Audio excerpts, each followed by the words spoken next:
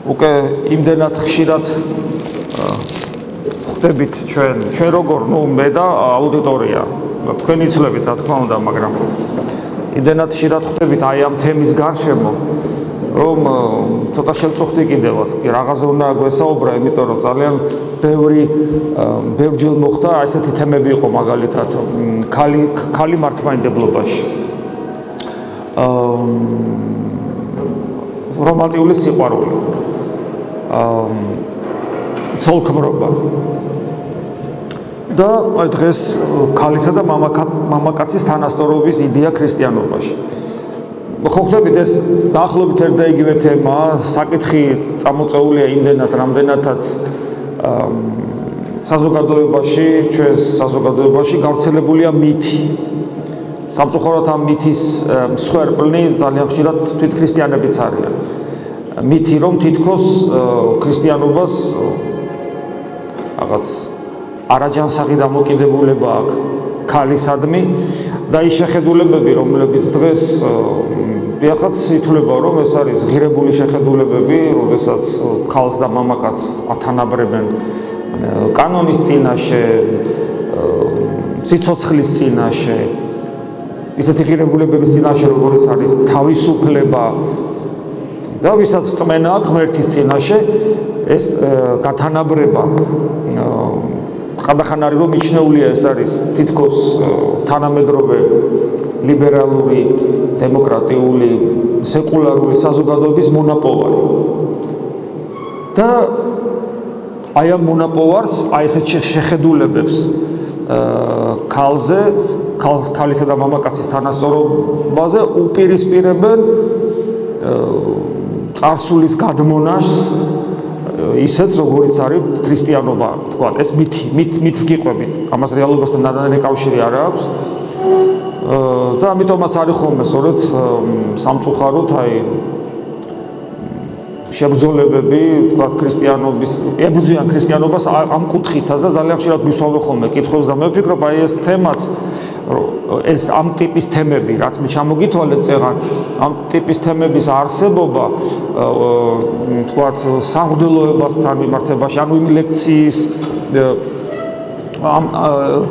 ლექციის თემატიკად გადაქცევა, როცა სასულიერო პირი ატარებს, შეხვედრებს, ეს ნიშანია იმისა, რომ ეს მითი როგორ არის გამჯდარი საზოგადოებაში.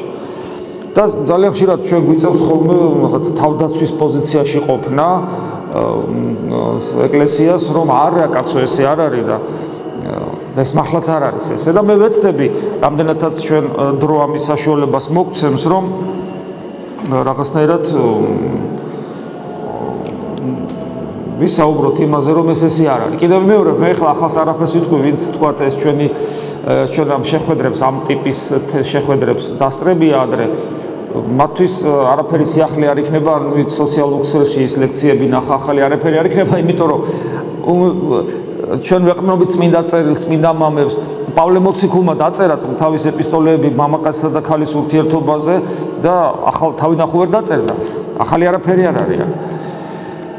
ხო, მაგრამ გავიმეოროთ ისევ, რადგან თქვათ ამის საჭიროება არის. თვითონ ესეთი ამ თემის სახელწოდება ქალისა და მამაკაცის თანასწორობის იდეა ქრისტიანობაში მე ცუდად მხვდება, მეხამუშება, იმიტომ რომ აი მაგალითად რო იყოს ესეთი თემა, პიროვნების იდეა ქრისტიანობაში. ესეც მეხამუშება, იმიტომ რომ პიროვნულობის არა უბრალოდ არსი, არამედ ცოდნა პიროვნულობის შესახებ, არამედ თვითონ აი ამ ტერმინის იმ სახით წარმოჩენა, როგორიც ის არის, ეს ქრისტიანობის დამსახურება, ქრისტიანობა, მოდი ესე ვთქვათ, ქრისტიანული მსოფლმხედველობა არის ავტორი იმისა, რომ ჩვენ ვამბობთ აი ამ სიტყვას პიროვნება და ამ სიტყვაში საოცარ ამას გულისხმობთ, ეს არის ადამიანის აბსოლუტური უნიკალურობა, განუმეორებლობა და ყველა ის ღირებულებები, რაც ადამიანს განასხვავებს ყველა სხვა ცოცხალი არსებისაგან და ოღონდ ჩვენ გავიწყდება და ხშირად არ გვინდა ხოლმე გავიგოთ, რომ ქრისტიანობამდე პიროვნულობა, პიროვნება როგორც ასეთი თუ არსებობდა, თქვათ ეს ტერმინი, ხო? ეს იყო თქვა პერსონა პროსოფონ, ხო პროსოფონ ბერძნულ სამყაროში და პერსონა ლათინურ სამყაროში ეს იყო აი ნიღბის ნიშნულობით, ანუ ადამიანი რომელიც რაღაც ნიღაბს ატარებს, რომელიც დროებითია და მე მას გვერდზე გადადებს. სიტყვა გამოიყენებოდა იმ თეატრალური ნიღბის მაჩვენებლად, ან როლის მაჩვენებლად, პერსონა როლის მაჩვენებლად, მე რაღაც როლი მოვირგე, ამ როლს ვატარებ, დღეს ხვალე გადავდებ გვერდზე. ნიღაბი გავიკეთე დღეს ამადამ, თქვა აი ამგვარი, რაც დღეს მაწყობს და აი ის რომ პიროვნება არის არა ნიღაბი, რომელსაც ჩვენ ვატარებთ, რომელთაც ჩვენ ერთმანეთს ვეჩვენებით, არამედ ეს არის არსის არსი ადამიანური ბუნებისა, რომელსაც წესით უნდა ექვემდებარებოდეს მთელი ჩემი ინდივიდუალიზმი, ჩემი მთელი ინდივიდუ და მე უპირველეს ყოვლისა სწორედ ეს პიროვნება ვარ და არა ინდივიდუალიზმი, რომელიც ასევე შეიძლება უნიკალურია, მაგრამ ჩაკეტილია თავის ბუნებაში, დროისა და სივრცის დროისა და სივრცეში და აი ამ დროისა და სივრცის დროსა და სივრცეში დეტერმინირებულია მიზეზშემდგომი ჯაშია ჩაკერილი და პიროვნება ამ ყველაფერს არღვევს და ამის მიღმაა, მაგრამ ეს არის არა დროებითი, არამედ ჩემთვის მარადიული ღირებულება, რომელსაც უნდა ემორჩილებოდეს ჩემი ინდივიდუალიზმი, ეს საოცარი ცოდნა სწორედ ქრისტიანობამ მოგვიტანა.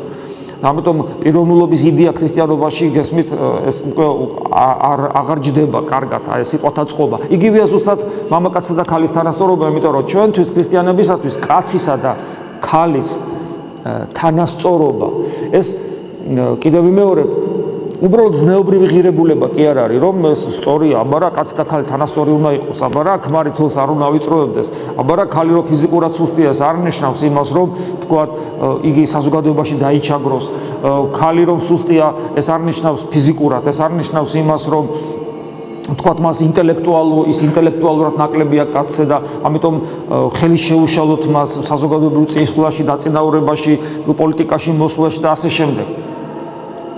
ეს არ არის უბრალოდ ზნეობრივი ღირებულება. ეს თანასწორობის იდეა, არამედ ადამიანური არსის საფუძველთა საფუძველია. მამაკაც და ქალი რო თანასწორია, ეს არის აი ქრისტიანული ანთროპოლოგია, ესეთი სიტყვათა წყობა არსებობს. ეს არის ქრისტიანული მოძღვრება ადამიანის შესახებ. ამ მოძღვრებას თავისი არსი გააჩნია.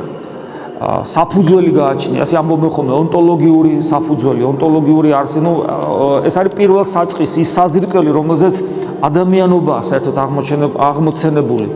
და ერთ-ერთი საძირკველი, რაზეც საერთოდ ქრისტიანული ანთროპოლოგია აღმოცენებული, ანუ სწავლება ადამიანის შესახებ, ერთ-ერთი საფუძველი სწორედ ისაა, რომ მამაკაცი და დედაკაცი, ანუ კაცი და ქალი ღვთის წინაშე ისეთი ღირებულებების წინაშე, როგორც არის სიცოცხლე, როგორც არის თავისუფლება, ხო?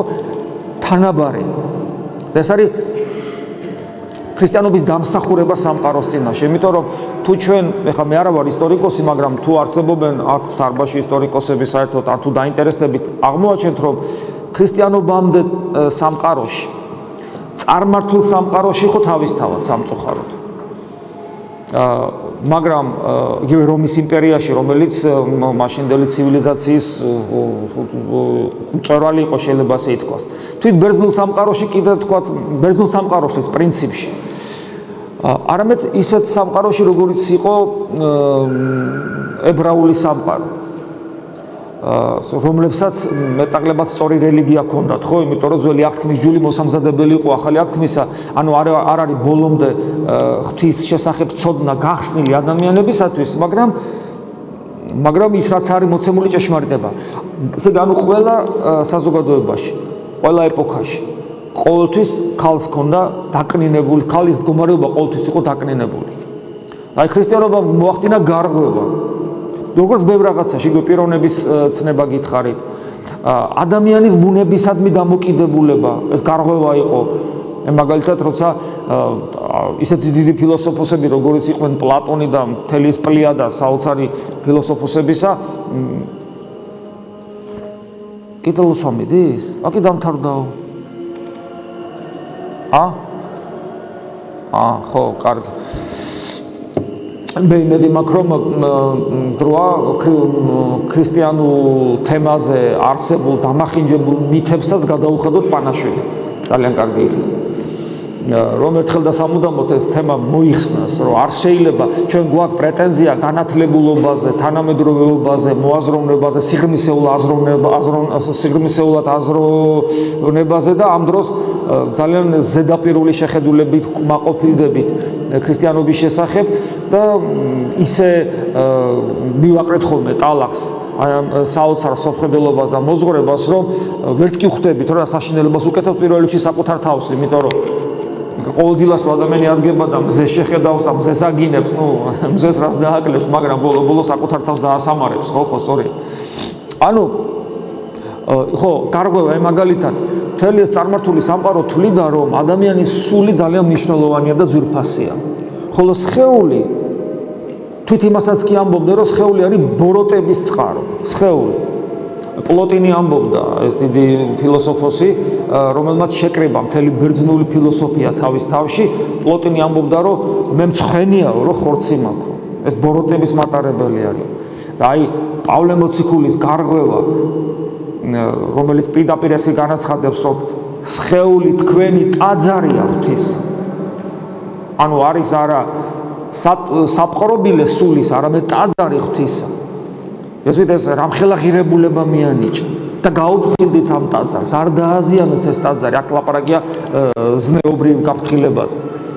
ასე რომ აი ესეც კაცსა და ქალის თანასწორობაც იყო ასეთივე გარღვევა სამყაროში და თვითონ მოვლენებს რომ წინ გაუსწრო, თვითონ ის ფაქტი რომ ქრისტიანობაში ყველაზე უმაღლესი არსება, რა არის ქრისტიანული მოძღვრება, ეს არის თეოლოგია, ანუ სწავლება ღმერთის შესახებ, სადაც უმაღლესი ფასეულობა, უმაღლესი ღირებულება არის ცოცხალი ღმერთი, როგორც წყარო ყოველგვარი წყარო სიცოცხლისა და ანუ ყოველგვარი სიკეთისა, თუ რამე ღირებულება არსებობს, მათ შორის თავისუფლება, რომელიც ესე ძალიან გვიყვარს, სიყვარული და ასე შემდეგ, ყველაფერი სიცოცხლიდან გამომდინარეა და სიცოცხლის წყარო არის ღმერთი და ღმერთი როგორც უმაღლესი ღირებულება, რომელიც ცოცხალია, ეს ნიშნავს იმას, რომ იგი შემოქმედია, იგი ქმნის სამყაროს და სამყაროში ყველაზე მნიშვნელოვანი, რა თქმა უნდა, არის არა მკვდარი მატერია, არამედ ცოცხალი არსება, უпростоრი პიროვნული არსება,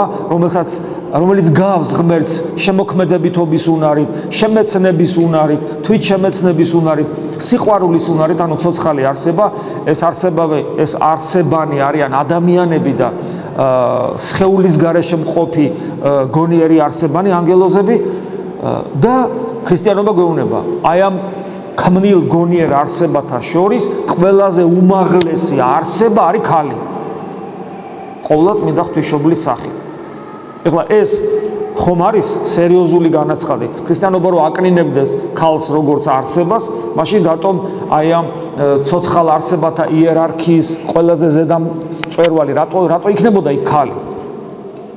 ესე იგი, როცა თქვათ, სადმე გავიგებ, რომ ქრისტიანობა ქალს აკნინებს, ესე იგი რაღაც არასწორად ესმით ან არასწორად მაწვდიან. აი ეს არის. ეხლა რაც შეეხება თუ როგორ არის მოძღვრებითად ეს და კიდევ ერთი რამ, ისტორიულად, აი რო გადავხედოთ ჩვენ საქრისტიანოს ისტორია. რა არის საქრისტიანოს ისტორია? ამ შემთხვევაში მე არ გულისხმობ საკუთრივ ეკლესიის ისტორიას, თუმცა ეკლესია ძალიან ფართებცნებით შეიძლება განვიხილოთ როგორც იმ ადამიანთა ერთობა, ვინც ქრისტესთან დაკავშირებულია რწმენით, ნათლისღებით. თუ ჩვენ ესე გადავხედავთ სამყაროს, ჩვენ აღმოვაჩენთ, რომ თანამედროვე კულტურა და ცივილიზაცია, რომლის დამახინჯებაც დღეს დაიწყო უკვე სამწუხაროდ, ქრისტიანულია თავის ფესვებით. და თუ ჩვენ თუ რამე შეუქმნია ლამაზი და მშვენიერი სამყაროს, რომელზეც თანამედროვე ცივილიზაცია დადგა, ეს ქრისტიანულია. მე ამით არ უარყოფ აღმოსავლურ ცივილიზაციას, მაგრამ ჩვენ ხო ვიცით, რომ მაინც რაღაც დასავლურს რაღაც განსაკუთრებული ბრწყინვალება და დიდებულება გააჩნია, ეს ყველაფერი ქრისტიანულია. მე გულისხმობ კულტურას ზოგადად, იქ შედის ყველანაირი ხელოვნება და ასე შემდეგ.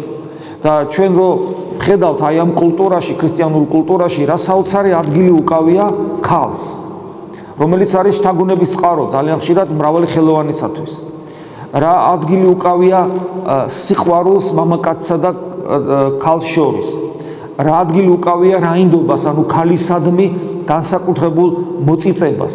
ჩვენ დღეს დამახინჯებულად გვეწოდება ყველაფერი ეს წარს მაგალითად მე-19 საუკუნეში ევროპაში, იგივე რუსეთში, იმედი მაქვს საქართველოში, თუმცა ჩვენ ძალიან მძიმე პერიოდებს გავდიოდით ამ პერიოდში და მე-19 საუკუნის საქართველო და რუსეთი განუყოფელი იყო, ერთი სახელმწიფო იყო ფაქტიურად. მე ვგულისხმობ, აი მე-17 საუკუნეში ალბათ ესე იქნებოდა, ხო? მაგის მაგალითები ძალიან ბევრია, მაგ გივი ამილახვარი გამოახსენდა, რომელიც უნდა დაეტყვევებინა სამეფო კარს. ეს იყო მეომარი, რომელიც მე ყველას გირჩევთ, რომ მის ცხოვრებას გაეცნოთ. მე რო რეჟისორი ვიყო გივი ამილახვარზე ფილმს გადავიღებდი. ეს არის ადამიანი, რომელზეც წელიწადში ერთხელ განსაკუთრებულად პანაშვიდს იხდიან ის იმ ტროსიონის აღდგენაში მონაწილეობდა განახლებაში და როცა მისი დაპატიმრება სურთ, მისი დაპატიმრება ესე იოლი არ არის და რო გადაუგზავნონ მე შახს გადაუგზავნეს თურქეთის სულთანს, აღარ მახსოვს, მე მგონი შახს, ირანის შახს, რომელსაც შეიძლება მოეკლა, მაგრამ იმდანაც დიდი გმირი იყო, რომ იმანაც ვერ გაიმეტა მოსაკლავად და პირდი რაღაც სამსახური დაავალა, მაგრამ იქიდან მოდის და უკან ბრუნდება საქართველოში, საოცარი ადამიანია ესეთ. ესე იგი და უსამართლოდ სამეფო კარი მას უსამართლოდ დევნის და იცით იარაღი მას ესე მოკვდებოდა და იარაღს არ აყრიდნენ და დედოფალი მიდის და დედოფალს გადასცემს. ანუ ქალს გადასცემს.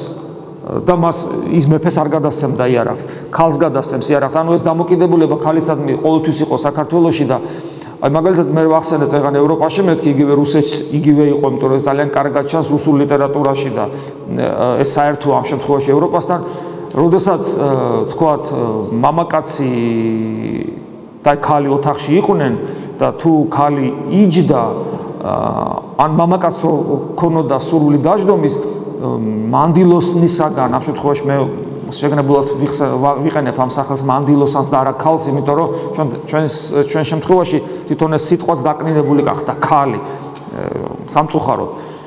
ნებართვის გარეშე, მანდილოსნის ნებართვის გარეშე მამაკაცი მასკამზე ვერ დაждდებოდა. გესმით რა პატივისცემა იყო ქალისადმი და ეს ჰაერიდან მოსული კი არ იყო, ეს ქრისტიანობიდან იკვებება. გესმით ეს ძალიან მნიშვნელოვანია. აღარ ვლაპარაკობ დედობის ფენომენი, სადამდე იყო ასული ყოვლადწმიდა ღვთისმშობლიდან გამომდინარე. და აი ამ ყველაფერს კიდევ ვიმეორებ, აი ესეთი ონტოლოგიური საფუძველი აქვს, ანუ სიღრმისეული არსობრივი პირველადი საფუძველი აქვს და ქრისტიანობაში და განუყოფელია ქრისტიანობიდან. და კიდევ ვიმეორებ, რაც კი შექმნილა, ჯერ მარტო სიყვარულზე რამდენი დაწერილა. ჩვენი ვეფხისტყაოსანი ყველაფერს თავი რო დავანებოთ, შორს თუ არ წავიდეთ. ვეფხისტყაოსანი ხო როგორ რა იქნებოდა ვეფხისტყაოსანი რომ არ ყოფილიყო ქალისადმი განსაკუთრებული სიყვარული. მთელი ეს ეპოპეა რაც ის იქ ხდება, ყველაფერი ქალის სიყვარულს ეძღვნება. აღარ ვლაპარაკობ ისტორიაში ეს რომ ჰაერიდან ჩამოტანილი არ იყო და შემთხვევით გაჩენილი არ იყო, თამარი გვახსენდება. ასევე ევროპის ქვეყნებში, რუსეთშიც და ევროპაშიც, მთელი დინასტიები, სადაც ქალები იყვნენ მმართველები. რა საინტერესოა, ხო? და ქალი დაკნინებული ქრისტიანულ სამყაროში და ამ დროს მონარქები ხდებიან, ერთპიროვნული მონარქები, ქალები, რანაირად ხდება ეს? როგორ შეიძლება ეს? წარმოგიდგენიათ მაგალითად ირანის შახის კარზე, თქვათ შახი ყოფილიყო ქალი. ხო წარმოუდგენელია. იმიტომ რომ ისლამის სოფხედელობა ამის საშუალებას არ გაძლევს, ქრისტიანობა გაძლევს ამის სოფხედელობას, და ქრისტიანისათვის ლეკვილომის ასტორია, ეს სრულიად მე რაინდობის ინსტიტუტი ევროპაში. რაინდობის ინსტიტუტი, რომელიც რა თქმა უნდა გააშარჟა დონ კიხოტმა, ამას თავის მიზეზები აქვს და იქ ამ გაშარჟების, მაგრამ ეს არსებობდა რეალურად. საოცარი ტრაგედიები მიძღვნილი სიყვარულზე. გოეთეს ტრაგედია, გოეთეს მიერ აღწერილი ძალიან ლამაზია თქვათ აი ეს ახალგაზრდა ვერთერისუნებიანი ყველას გირჩევ წაიკითხოთ რამხელა ის არის ხო გადმოცემულია ქალისადმი სიყვარული შექსპირი და ასე შემდეგ და ასე შემდეგ. ეს ყველაფერი იკვებება ქრისტიანობიდან. და დღეს სადაც ჩვენ წავაწყდებით ქალისადმი უდიერ მოპყრობას საქართველოში. ქმრისგან იქნება ეს თუ ძმისგან იქნება ეს თუ ტრანსპორტში იქნება ეს თუ პოლიტიკაში იქნება ეს თუ ყველგან იქნება. მე სულ ეუბნები ხოლმე ვისაც მქონია რომ ისწავლეთ გოგონას ნო დაუთმო ადგილი როცა თქვა და ქალს მით უმეტეს დღეს ვხვდებით რომ ტრანსპორტში ხა მე დიდი ხანი ტრანსპორტში არ ყოფილვარ იმიტომ რომ თქვა მანქანით მიწევს მოძრაობა მაგრამ მე როცა მინახავს და ყოფილო პერიოდულად როცა მიწევს ხედავ რომ ეს კატასტროფული მდგომარეობაა კატასტროფული მდგომარეობა ქალებშიც ამ დროს მე გამიგია რომ თქვა შეიძლება შეურაცხყოფილად იგრძნოს ქალმა თავი თუ ადგილი დაუთმო მაგრამ ეს ალბათ ძალიან დამახინჯებული შემთხვევაა იმიტომ რომ ქალმა შეიძლება როგორ ეხლა მე შენზე ნაკლები ვარ რომ შენზე ნაკლებად შემილია გავძლო ფეხზე მდგომარე რაღაც ესეთი არაჯანსა ამიტომ სადაც ხედავთ ქალისადმი არაჯანსაღ დამოკიდებულებას არარაინდულ დამოკიდებულებას იქ ქრისტიანობას არაფერი აღარ ესაქმება იქ დამთავრებულია ქრისტიანობა მაგრამ ეს ყველაფერი იცით არაჯანსაღი სოფხედელობა აი ესე შხამივით შემოდა მაგალითად ქართულ სინამდვილეში საკუთარი დედის გინების ეს კატასტროფული ფენომენი რომ არსებობს ეს ყოლად გაუგებარი მახინჯი ჩვენ პრეტენზია გვაქვს იცი ქართველებს რომ აი ჩვენ და რა ჩვენ ყველას მოვერებით ყველას რა ერი რომელიც საკუთარ დედაზე იგინება და ეს ჩვეულებრივი სიტყვის მასალა გახდა რაზეა საერთოდ ლაპარაკი და ქრისტიანობის ბრალია ეს ასე რომ ჩვენი ხშირად მამაკაცები რომლებიც ნარკომანობენ რომლებიც ლოთობენ რომლებიც უსაქმურობენ და ამის გამო ოჯახებს ან ვერ ქმნიან ან თუ ქმნიან მე ვეღარ ინახავენ და ანგრევენ ქრისტიანობის ბრალია ეს რა თქმა უნდა ეს ქრისტიანობის ბრალი არა პირიქით ის რომ ჩვენ ქრისტიანები აღარ ვართ ამის ბრალია ეს ყოველი რაც შეეხება იმას თქვათ თუ როგორ ძევს ეს საფუძველთა საფუძველში ქრისტიანული სწავლებისა მე უბრალოდ კიდევ ერთხელ მომიტევეთ მე რა უნდა ვთქვა ახალი ეს რომ ესია მე უნდა ამონარიდები ამოგიკითხოთ წმინდა წერილიდან და გაჩვენოთ რომ ენახეთ ქრისტიანობა ესე ასწავლის და დანარჩენი რასაც ჩვენ გვუბრალებენ არის მითი და წინასწარ გამიზნული ბოროტება აი ეს არის თვითონ ქალის შექმნა აი როგორ ხდება ხო ქალის შექმნა ქალი ადამიანის ნეკნისაგან იქნება ხანდახან ეს მიაჩნიათ ხოლმე დაკნინების ქალი ადამიანის ნეკნისაგან შეიქმნა ნუ რა წესია ეს ხო და ამაზე ხუმრობით რეუნებით ხოლმე რომ დიახ ადამი ნახევარფაბრიკატი იყო და ნამდვილი ქმნილება ქალი გამოვიდა ეს ხუმრობით მაგრამ ეს ნიშნავს რომ გულის ნაწილია ადამიანის ევო და ეს ნიშნავს რომ მისი ბუნების ნაწილია და რომ პირველად რომ დაინახავს ადამი ევას ამბობს აი ჩემი ხორცი ხორცთაგანი და ძვალი ძვალთაგანი ჩემი არსების ნაწილია იქ არის რომ შიშველი იყვნენ და არ არცხვენოდა ეს ხო გესმით რომ ეს არ არის რაღაც ეროტიკული თვალსაზრისით ნათქვამი სიტყვები აქ ძალიან ღრმა სიმბოლიკაა აქ ის სიმბოლიკაა რომ მათ შორის ორი პიროვნება კი იყო ორი პიროვნება მაგრამ მათ შორის იმდენად ძლიერი სიყვარული იყო და ერთობა უანგარო რომ ისინი ერთმანეთის მიმართ გაუცხოებას ვერ გრძნობენ ერთ არსებად გრძნობენ თავს ორი პიროვნება ერთ არსებად გრძნობს თავს და ეს იმდენად მნიშვნელოვანი იყო ადამიანისთვის რომ ადამი სამოთხეშია აქ კი არ არის ჩვენდან ჯოჯოხეთში სამოთხეში ადამი სამოთხეშია ადამიანს ღმერთთან ურთიერთობა აქვს ადამიანს ყველა პირობა აქვს განღმრთობისაკენ ანუ განვითარებისაკენ ანუ განხთობისაკენ ანუ თავისი მისიის შესრულებისაკენ რისთვისაც დაიბადა მაგრამ მიუხედავად და ყველაზე სრულყოფილი არსება მაგრამ მიუხედავად ამისა ადამი რომელიც ღმერთი რომელიც ქმნის სამყაროს და ყოველ საფეხურზე თავის ქმნილების ამბობს რომ ეს კარგია ეს შევქმენი კარგია ეს შევქმენი კარგია ეს შევქმენი კარგია თევზი შევქმენი ხვლიკი შევქმენი კარგია ადამიანი შექმნა და ამბობს არ ვარგა იმიტომ რომ ადამიანი მარტოა და მას უნდა შეუქმნას შემწე შესაბამისი ესე წერია არ ვარგა ადამიანის მარტო ყოფნა გაუჩენ შემწეს მის შესაფერს და ეს ნიშნავს რომ ევას უქმნის იმისათვის რომ აუცილებელი გახდა ურთიერთობა ადამიანის ურთიერთობა თავის მსგავს არსებასთან და უკვე ეს ნიშნავს რომ ადამიანის შექმნის საფუძველთა საფუძველში დევს ცნება ცნება ქორწინების. ამიტომ არის აი როცა თქვენ თქვათ ნახავთ რომ როცა ფსევდოლიბერალიზმი, იმიტომ რომ არ შემიძლია დავარქვა ლიბერალიზმი იმას, რაც ადამიანის ჩაკეტვას ადამიანის მის მანკიერებაში ჩაკეტვას ხელს უწყობს. თუ მაგალითად მე ვარ მემთვრალე, ლუთი რასაც ქვია, ან ნარკომანი და თუ მე მეტყვიან რომ იცი ეს შენთვის ავადმყოფობა კი არ არის, ეს უძლურება კი არ არის, დამახინჯება კი არ არის. ან თუ მე მაქვს რაღაც მანიაკალური მიდრეკილებები, ამ სიამოვნებს მაგალითად ესე იგი ვირთხები დავიჭირო, თავები ვაწყვიტო, კურდღლები ვაწვალო, კატები დავახჩო და აქ მე სიამოვნებას გგზნობ. და მე რომ მითხრა ეს ბუნებრივი მდგომარეობაა, შენ ესეთი დაიბადე, რომ უნდა რაღაც საშინელებები აკეთო და ამიტომ შენ ამაში ბედნიერებას პოულობ, ამიტომ ეს არის ნორმა. და ეს არის თავისუფლება, ეს არის აი ესეთი სოფხედელობის ცდილობა, რომ ჩემს მანკიერებაში ჩამკეტონ თითქოს მე ადამიანი ღვთის ხატი იმიტომ ვარ, რომ აი პატარა არსებებს თავები ვაწყვიტო. ან იმიტომ ვარ რომ წამალი გავიკეთო, ან იმიტომ ვარ რომ დავთვრე. ასეთივე მანკიერება, თუნდაც იგივე მრუშობა. ან მე იმიტომ ვარ თავისუფალი რომ მაინდამაინც ჩემი ხორციელი ვნებები დავიკმაყოფილო სულის თანამონაწილეობის, პიროვნულობის თანამონაწილეობის გარეშე, თითქოს ფიზიოლოგიური ცხოველი იყო და ადამიანი კი არ ვიყო. მამაკაცი და ქალი კი არ ვიყო, მამრი და მდედრი ვიყო, ის როგორც ცხოველია, მამრი და მდედრი. და ასევე ის სიმახინჯე, რასაც ჰომოსექსუალიზმი ქვია. ეს არის სრული სიმახინჯე, სრული კატასტროფა. ტრაგედია ადამიანისათვის. ისეთივე ტრაგედია, რომელსაც აქ რაღაც განსაკუთრებული მიდრეკილებანი, რომელსაც გათავისუფლება მას უჭერს. ქრისტიანობა გეუბნება, როცა რაღაცა არაჯანსაღი მიდრეკილებაა შენში, ეს არის ავადმყოფობა და მომეცი საშუალება დაგეხმარო. ან განვიკურნოთ.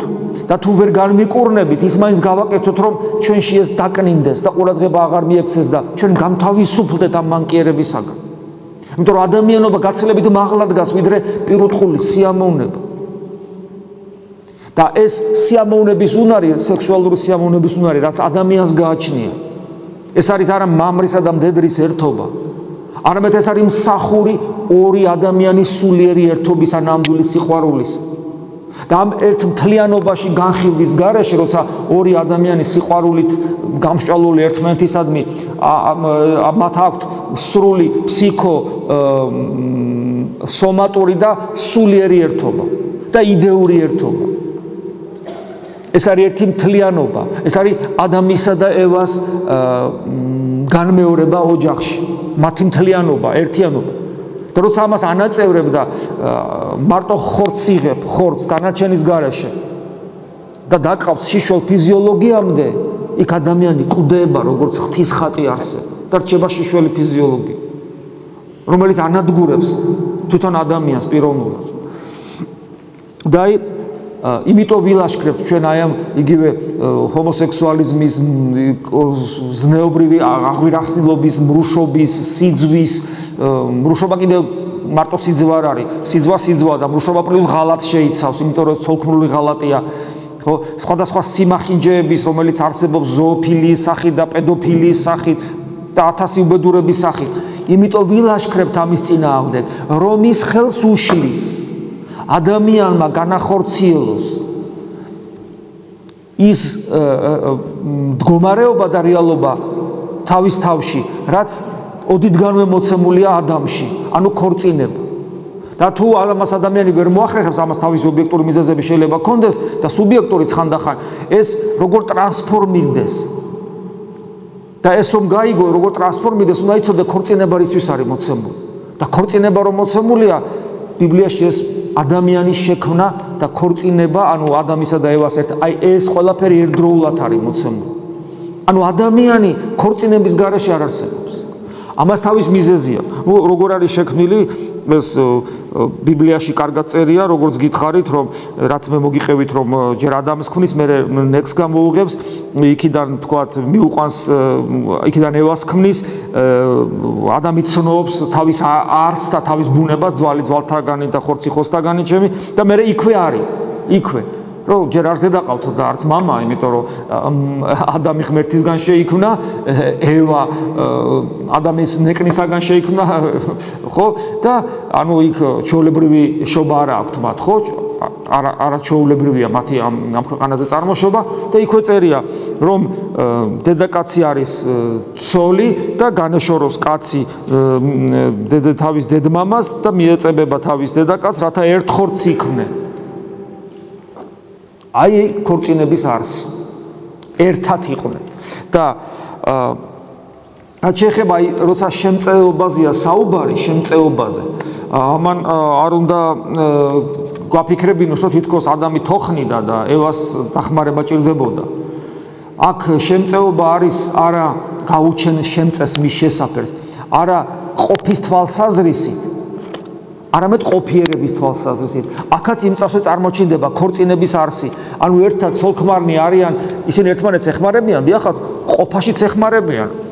როცა ესე იგი ქმარი ცოლს ეხმარება და ცოლი ქმარს ეხმარება. ეს ყოფაში დახმარებაც არის, ხო? კაცი ქალს ეხმარება ქალის საქმეებში და ქალი ხშირად უძღვება რა გონივრულად ოჯახს, ქმარს ეხმარება კაცის საქმეებში აქედან გამომდინარე.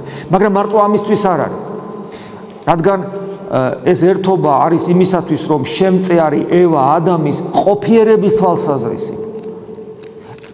ეს აქედან წარმოაჩენს მამაკაცსა და ქალის, ანუ ქრისტიანული ოჯახის მთავარ არსს. ეს არის შემწეობა ერთმანეთისადმი ყოფიერების თვალსაზრისით. ეს რას ნიშნავს?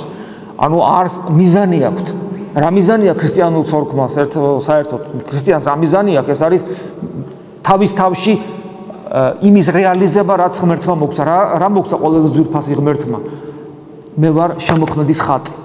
და რეალიზება ამის ნიშნავს, რომ მე მარადისობაში გადავიდე, როგორც პატარა ღმერთი.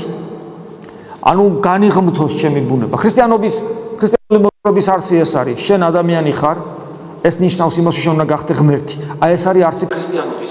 და როცა ადამიანი ქმნის ოჯახს, შემწე როგორც ცოლი მისი შემწე აი ამ საქმეში და ცოლისათვის ქმარია შემწე ამ საქმეში.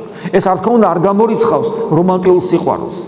მაგრამ სიყვარული ამ შემთხვევაში კიდევ ერთი დამხმარე საშუალებაა ამისათვის, რომ ორივემ ღმერთი შეიყვაროს და სხვათა შორის ამასაც უმღეროდა, ხო, დასავლური ცივილიზაცია ჩვენ დღეს რო ვამბობთ, რა არის ეს დასავლური ცივილიზაცია?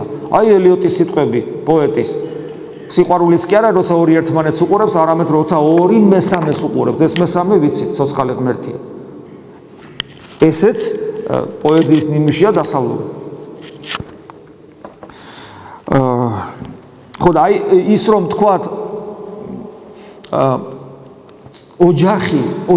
ოჯახის პრინციპით შექმნილი გონიერი არსება ადამიანი, ეს ნიშნავს, რომ ხაზი გაასმულია აქ ორობით, სამობით, ქმარი ცოლი ორია, შვილი სამია, ანუ მრავლობით, მოგარმა ზოგადად, მრავლობითი პიროვნული, მაგრამ ერთარსებითი არსება, ანუ ცოლი ქმარი ერთი არსება, მაგრამ პიროვნულად ორნი არის, ანუ მრავლობითია. მიანიშნებს ხელთუქმნელ სიცოცხლეს. ღმერთი არის ესეთი. ღმერთი არის ესეთი, ანუ ღმერთი არის პიროვნულად მრავალი, ანუ სამი და არსებით ერთი. და როცა ადამიანი იქნება ღვთის ხატად, ეს გულისხმობს სწორედ ამას. და საბოლოო ჯამში ეს ვრცელდება მთელ კაცობრიობაზე. და სულ მომყავს ხოლმე ეს ვაშლის ხის მაგალითი, როდესაც ვაშლის ხის მაგალითი, იმიტომ რომ ვაშლის კურკა ძალიან პატარაა და უმნიშვნელო, შეიძლება ვერც კი შეამჩნიო მიწაზე რო გდია. მაგრამ აი პატარა კურკისაგან შეიძლება ძალიან დიდი ხე ამოვიდეს. და ის ხე დაიწყებს ვაშლების მოსხმას სეზონურად, წლების განმავლობაში. და რამდენ ვაშლსაც მოისხავს, ჩვენ შეგვიძლია ვთქვათ, რომ თითოეული ეს ვაშლი წელს მოისხა, იმის წინ, მომავალ წელს მოისხავს თუ იმის შემდეგ და რომელი ვაშლიც არ უნდა იყოს, ყველაფერი, ყველა ეს ვაშლი იმ პატარა კურკიდან არის აღმოცენებული. და ამიტომ აქედან გამომდინარე, ყველა ვაშლს ერთი ბუნება აქვს. ჩვენ ვართ ის ვაშლები, რომელიც ერთი კურკიდან არის ამოცენებული. ეს არის ადამი. ჩვენ ყველანი ადამიდან აღმოვცენდით. და ჩვენ ამიტომ ერთი ბუნება გვაქვს და პიროვნულად ჩვენ მრავალი ვართ. მაგრამ მე როგორ უნდა ვისწავლო შენი სიყვარული, მე თუ არ მეწოდინება, ჩემი ცოლის სიყვარული, ჩემი შვილების სიყვარული, ჩემი მშობლების სიყვარული. ადამიანი სწავლობს სიყვარულს სად? პატარა სამყაროში. სხვანაირად მას უწოდებენ პატარა ეკლესიას და ეს არის ოჯახი.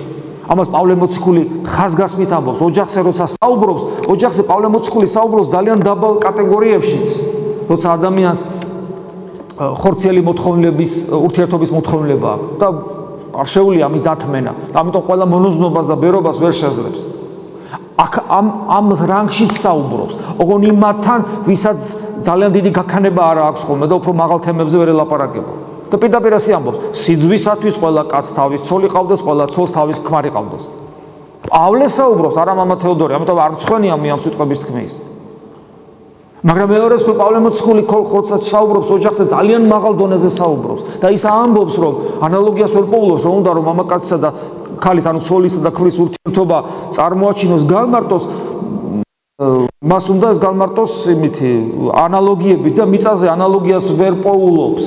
მე შემიძლია ეს წყალი სხვა წყალს შევადარო, ეს ტელეფონი თუ რაღაც ჩამწერი სხვა რაღაცას შევადარო, ეს სათვალე სხვა რაღაცას, მაგრამ აი ცოლ-ქმარი რა შევადარო, ვერაფერს ვერ ადრის და ანალოგიად მოყავს ურთიერთობა ღმერთისა ეკლესიასთან, ანუ იმ ადამიანთა ერთობასთან, რომელიც მისი სხეულის ნაწილად გახადა. ეს არის ადამიანად მოსული ღმერთის სხეულის გაგრძელებაა ეკლესია.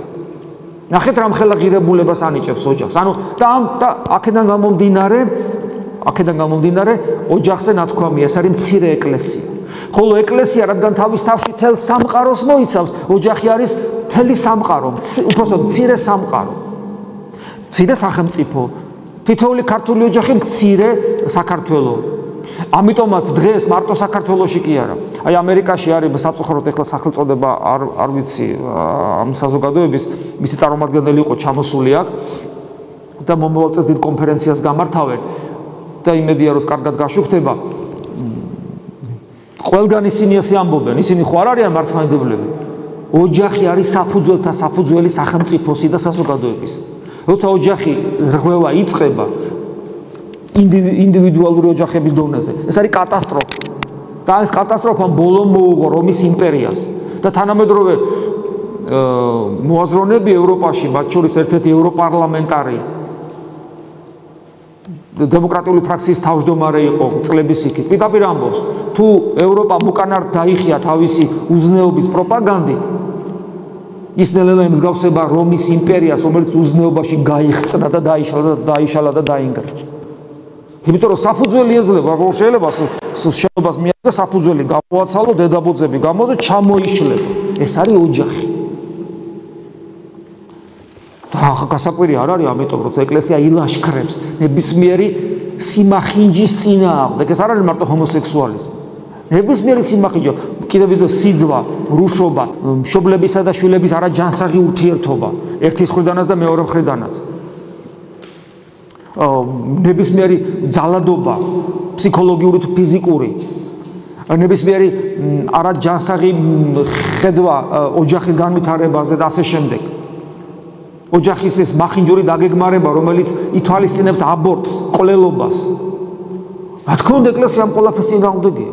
იმიტომ რომ როგორ შეიძლება არ თქვა, როცა ხედავ, რომ სამყარო რაზეც დგას, იმას ეს ჩაეჭიდენ და ესე არ ყევენ, აღარ გვინდა თავისუფლება გვინდაო, ხედავ აი ამ ხელების უკან, რომელიც მარიონეტული თოჯინებივით ხელები, ამ ხელების უკან ხედავ პირდაპირ სატანას, რომელიც არ ყევს თელ სამყაროს და როგორ არ ვიყვიროთ. ამიტომ ყვირივართ. და მე რო ყვირივართ, აი თქვენ ქალების უფლებებს არ ვღოთ. როცა ვამბობთ, რომ დედავ ნუკლავ შვილს მუცელში, ქალების უფლებებს რა თვართ, კაცო, ქალების უფლებებს. თუ ის ადამიანი არ არის მუცელში რო უზის, ჯერ ერთი როგორ არ ღვევ, რა, მივეჭერი და ვიღაცას ესე იგი დაუბიხელები და რაღაცა. ვამბობთ, არ შეიძლება მოკლავ დედავ შვილს. ქალის უფლებას არ ღვევ. ხო, აი ესე რომ რაც შეეხება თვითონ სიყვარულს, აი მე წეგან ვახსენებ სიყვარული და სიყვარულის დამახინჯებულია. თუ ჩვენ სიყვარული გვინდა გავიგოთ რა არის, ყოველთვის აი ამ კლასიკოსები წეგან ვახსენებ, ხო, რამდენიმე და იგივე რუსთაველი, იგივე გოეთე, იგივე შექსპირი. გასაგებია რომ ზოგან ტრაგიკულად სრულდება, ზოგან შეიძლება ვიღაცამ დაინახოს ანტიქრისტიანული რაღაც ფესვები, მაგრამ თლიანობაში ჩვენ ხედავთ, რომ სიყვარული არ არის იქ, სადაც მარტო ორი ვნება მორეული ინდივიდია. არამედ სიყვარული იქ არის, სადაც სულის ერთობაა და ეს იმხელა სილამაზეს წარმოშობს. რომ გახარ და ტირი ხარ მე. ხო, გამოგონილი ისტორია, მაგრამ შეგიძლია იტირო. თუ ისია მოწოდებული, რატო? იმიტომ რომ ლამაზია, სილამაზე გატირებს. თორე ადამიანები ყვდებიან ასედაც ისედაც ყვდებიან, მაგრამ სილამაზია, ლამაზად თუ ყვდებიან, ლამაზად ყვდებიან, თუ ცხოვრობენ, ლამაზად ცხოვრობენ. ეს ძალიან მნიშვნელოვანია. რა იქნებოდა შანდორ პეტეფის ლექსები, მას რო შეყვარებული არ ყოლოდა და თორე შანდორ პეტეფი სოფხედველობრივად გადარიას რევოლუციონერებმა და ბარიკადებზე მოკვდა. მაგრამ წაიკითხეთ, ეს კაცი არ არის ის კაცი, ვისაც იარაღი უნდა ეჭიროს და თან რევოლუციონერი იყოს, პოლიტიკოსებმა გადაიყვანეს ჭკუაზე, მაგრამ ნახეთ როგორი სული აქვს და ეს სული სად ვლინდება, სად? სიყვარულში და როგორი ლექსები აქვს. და აი სიყვარულსაც შეეხება ბიბლიაში არის ესეთი წიგნი ქებათა ქება. ეს ხო უმაღლესი შედევრია პოეზიისა, უმაღლესი ღვთისმეტყველებისა და ნახეთ საფუძველთა საფუძველია უმაღლესი ღვთისმეტყველებისა რა არის? სიყვარული, რომანტიკული სიყვარული გნებავდა. და ნახეთ რა არის აქ საოცრება. ანუ ქრისტიანობა უმღერის კიდევაც ამ შემთხვევაში და პოეტური ფორმით უმაღლეს ღვთისმეტყველებას გადმოგვცემს სიყვარულის ენაზე. და ქრისტიანობამ შექმნა საფუძველი, როცა ეს საოცარი პოეტური ნიმუშები და ისტორიები იწერებოდა სიყვარულისა და რეალურად არსებობდა ეს რაინდობის ინსტიტუტი საქართველოშიც, იმიტომ რომ ქრისტიანული ნებისმიერი ქრისტიანული ქვეყანა ეს ასე ევროპული ქრისტიანული ცივილიზაცია. შეგნებულად არის ევროპული ცივილიზაცია, ევროპული ქრისტიანული ცივილიზაცია, მაგრამ არა, ქრისტიანობა აღარ უნდათ, პრობლემა ამაშია. ამბამე სხვა ცივილიზაცია არ ვიცი. ევროპული ეს ნიშნავს შემთხვევით ქრისტიანული. და თუ ქრისტიანული არ არის, მაპატია, მაგრამ რა არის? მე მახსოვს ქრისტიანობამდე, გადახედეთ ისევ ისტორია, ვინ იყვნენ ევროპელები ქრისტიანობამდე? ეს არის ნახევრად ველური კაციჭამიები, ტომები ლამის კაციჭამიები, რომელსაც მოსპეს თელი ცივილიზაცია რომისა. ვიკინგები, ლამის, ხო, ვინ იყვნენ ესენი? ქრისტიანობამ შექმნა აი ამ ველურებისაგან საოცარი ხალხები. საოცარი. თითქოს მათ მოსპეს რომის იმპერია. მაგრამ შეითვისეს ის, რაც იქ იყო. შეითვისეს რაც იქ იყო და ქრისტიანობამ გააკეთილშობილა და საოცრება შექმნა.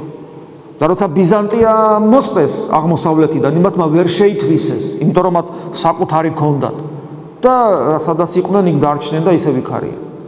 ამიტომ ევროპა თუ არის ღირებული, ეს არის ქრისტიანობის გამო. და თუ ქრისტიანობას მოვაცილებთ, წავლენ იქამდე რაც იყვნენ. ნახევრად ველური ტომები. და აი რომანტიკული სიყვარულზე რო ვსაუბრობთ, ის არის მნიშვნელოვანი იმდენად, იმიტომ რომ ის იგულისხმობს არა ხორცის ერთობას, არამედ ფსიქიკისას და სულისას და არა მარტო გულს, არამედ ადამიანის გონებასაც და ადამიანის ნებელობასაც, ანუ სიყვარული ითხოვს სრულ ადამიანს. როცა ორ ადამიანს ერთმანეთი უყვართ, აქ არის სიყვარული სრული. ნაწილობრივი სიყვარული არ არსებობს. ის ყოველთვის დაკნინებულია და მას იმ ბედნიერების მოტანა არ შეუძლია. ხოლო თუ ადამიანს ნამდვილი სიყვარული ეწვია, მე ვგულისხმობ რეალიზებულ სიყვარულს, როცა ორ ადამიანს ერთმანეთს შეუყვარდებათ და ისინი ოჯახსაც ქმნიან, ეს სიყვარული კურნავს ადამიანის დაცემულ ბუნებას. ეს დაცემული ბუნება ვლინდება ეს ქრისტიანული სწავლება, ახლა ამას ვერ დავაწვრილმანებთ, იმაში რომ ყველა ადამიანი არის ბუნებით იბადება, აი პატარა ბავშვი რო ყავს, ვისაც პატარა ბავშვი ყოლია და თუ არ ვიყავთ და გეყოლება დააკვირდით, როგორც კი ის იწყებს სამყაროს შეცნობას, იმ წამს ხდება მომხვეჭე. სულ უნდა, ჯერ დედის ძუძუ უნდა სულ და შანს არ აძლევს რომ დაიძინოს ან ფიტავს ბოლომდე და მე როგორც კი წამოიძდება, სულ უნდა. ეს რა თქმა უნდა ეს გაუცნობიერებლად ეს მისი ცოდვა არ არის პიროვნული, მაგრამ ადამიანს ატარებს და იმ კურკას ატარებს თავის თავში. ის ადამი გახდა ესეთი მას შემდეგ რაც მან ღმერთზე უარი თქვა. ამიტომ ადამიანის ერთ-ერთი მახასიათებელი, ადამიანური ბუნების ერთ-ერთი მახასიათებელი არის სულ რო უნდა, აი გაიხსენეთ თქვა სულ რო გინდათ რაღაცა, ეს მინდა, ის მინდა, ის მინდა, ის მინდა. ჯერთხელ ხო შეიძლება არაფერი არ მოგინდეს, არა? აი აქედან იქმნება რელიგიური სისტემები იქმნება. აი მაგალითად ბუდიზმის ბუდა დაფიქრდა და რატო იტანჯება და სულ უნდა. აი, მიხვდა რომ სულ უნდა გამოსავალი ცუდი იპოვა. შექმნა სისტემა, სადაც თუ ამ სისტემას მიყვები, არაფერი აღარ მოგინდება. და მკვდარი ხარ. და რო გარდაიცვლები, მაშინაც მარადულ გაქრობაში მიდიხარ. ანუ ეს არის სიკვდილის რელიგია. მაგრამ დასაწყისი იყო ესეთი, ადამიანი იტანჯება, იმიტომ რომ სულ უნდა და ჩემი რეალური მდგომარეობა და მინდა ყოველთვის ერთმანეთსგან დაშორებულია, ხო ხდებით? მე ყოველთვის რაღაცა მინდა, ანუ ჩემი მინდა არის სადღაც და ჩემი რეალობა არის აქ და ეს მე მტანჯავს. ხო, ეს არის. აი ადამიანს სულ უნდა ეს ვლინდება ძალაუფლების სტრაფაში, მომხოჭელობაში, სიმდიდრეში, ну ასე შემდეგ. მეორე ეს არის ადამიანი მიდრეკილია სიამოვნებისკენ. ადამიანს სულ უნდა რომ ისიამოვნოს. კიდევ იმეორებს თანდაყოლილი თვისება ხა ადამიანს ვარ სიამოვნებდეს წყალსაც ვერ დალევს, გასაგებია. მაგრამ ადამიანი მას ცხოვრების საზრისად იხდის და ვის დაემსგავსება? აი ადამიანი რომელსაც ცხოვრების მიზანი აქვს, რა არის თქვენი მიზანი? ჟურნალისტი ეკითხება, ვისიამოვნო. კიდევ ვისიამოვნო. კიდევ არასონა ღორი ხარ ეტყვის, ხო? მე რა ხარ, ვერ გავიგე. მაგრამ მეორეს ხო ჩვენ ხო ვიცით რა ძლიერია ეს ჩვენში. ეს დაუოკებელი სწრაფვა სიამოვნებისაკენ ესდევს ადამიანში და კიდევ დევს სიამაყე, პატივმოყვარეობა, საკუთარ თავში დარწმუნებულობა, რაღაცა ესეთი დიდების მოყვარეობა. სულ გვინდა რომ ცხოვრების სცენაზე, ამაღლებულ სცენაზე ვიდგეთ, კვარცხლბეკზე ვიდგეთ და სულ ესე ვიყურებდეთ, ხო? აი ეს თანდაყოლილია და ქრისტიანობა გვასწავლის როგორ განვიკურნოთ ამისაგან. აი ეს სამი რაღაცა უამრავ ყლორტებს იღებს, რითაც საერთოდ ცოდვა არსებობს სამყარო. ცოდვა რომ არსებობს სამყაროში, შენ თავში კაი ვერ ხედავ, მაგრამ სხვაში რაღაცები რო არ მოგწოს, იცოდე რომ ეს სამიდან იკვებება. ყველაფერი ამ სამიდან იკვებება და ცოლ-ქმარი თუ მე-მეო და დასხებენ ერთმანეთს, ოჯახი ინგრევა, რატო ინგრევა ოჯახი? ესეთი შეყვარებულები იყვნენ რომეო და ჯულიეტა გეგონებოდა. წოდა ხანში მოიკითხავ და სადღაა მათი ოჯახი? აქ რა დაჭამეს ერთმანეთს როგორ ხო გიყვარდათ აი ვერ მოერიან ამას იმიტომ რომ არ იცოდნენ და ასე შემდეგ და არ იყო ნამდვილი სიყვარული. ნამდვილი სიყვარული როცა იქ ბევრი რამე ნიუანსია და არა მარტო უბრალოდ შეყვარებულობანა ან მარტო ვნება და ან რაღაც მარტო ფსიქოემოციური ფაქტორი მოეწონა და რა ქნას. მარტო ეს რო არ არის და ნამდვილი სიყვარული სადაც აი უკვე ინკურნება მომხოჭელობა მორჩილებით სიამოვნებისაკენ სწრაფვა, თავგანწირვით, ის კი არა რომ მე რამე სიამოვნება, არამედ ჩემს მეუღლესა გაუხარდება.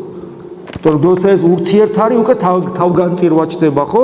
და ეს სიამაყე კიდე სიმდაბლით, იმიტომ რომ არ შეიძლება რა მეუღლეს ზემოდან უყურო. ერთი მახსოვს ერთი კათოლიკე ქალი მოდიოდა ხოლმე ჩემთან და მე წუწუნებოდა ქმარს ორივე ეკლესიის წევრები იყვნენ. კაცო, ესე იგი ხმას არ მაღებინებსო. რა ხდება მე? მეუნება მე შენ თავი ვარო. მეთქი შენ კისერი ხარ და თავისადაც გინეკით რომ მიატრიალო. დამახინჯებულად ესმით. იცით, ძალიან ადვილია რომ წაიკითხო სახარება და ეძებო იქ რაც შენ გაწყობს. და რაც შენ არ გაწყობს გვერდზე გადადო. იქ წერია ქმარი ცოლის თავი უნდა იყოსო. ქმარმა მე ეს მაწყობს, მაგრამ იქვე რო წერია რომ თავგანწირული სიყვარულით გიყვარდეს შენი ცოლი, ვითარცა შენი სხეულიო და არავინ არ გაიმეტებს თავის სხეულს, არამედ ზდის და ფუფუნებს მასო. და გაუფრთხილდი მას როგორც უძლურ ჭურჭელსო, ამას აღარ კითხულობს. თავია ქმარი ცოლის, ამას კითხულობს და ავიწროებს თავის ცოლს. იმ ცოლმა არ იცის სახარება და შევიწროებული. მე უშველე არა ვიცი. მოკლედ ესე. ანუ ეხლა მაიმე დრო მე ხო გვიან დავიწყე, სულ დამავიწყდა. აბა რომელი საათია? აუ.